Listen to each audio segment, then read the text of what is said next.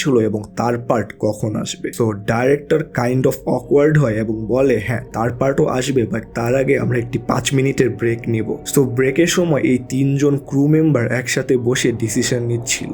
তারা এটাও তো ডিসিশন নিয়ে ফেলেছে যে তাকে এই শ্যুট থেকে বা এই স্টোরি থেকে ক্যান্সেল করে বা বাদ দিয়ে দেওয়া হয়েছে, বাট তাকে কিভাবে এখান থেকে সরানো যায়, বাট তারা কোনো ওয়ে খুঁজে পাচ্ছিল না। অ্যান্ড তারপরে তারা ডিসাইড করে তারা কোনো মতে কিছু শ্যুট নিয়ে তাকে বলবে এবং তাকে এখান থেকে পরে ক্যান্সেল করে দিবে। যেহেতু এটা মেন সিটি থেকে অনেক দূরে ছিল, সো তারা ডিসাইড করে আজকের জন্য তারা এখানেই থামবে। বাট তখনই সেই ক্যামেরাম্যান দৌড়ে আসে এবং তাদের বলে যে এই ক্রিপি ওয়েম্যানটা যে আমাদের মেন হিরোইন ছিল তাকে মেরে লিজিট খেয়ে নিচ্ছে। সো প্রথমে তারা তার কথা বিশ্বাস করে না, অ্যান্ড পরে যখন তারা সেই জায়গায় যায় তখন তারা সেখানে কিছুই দেখতে পায় না, শুধু ব্লাড ছাড়া। সো তারা আশেপাশে খুঁজতে শুরু করে যে কোথায় গেল তারা।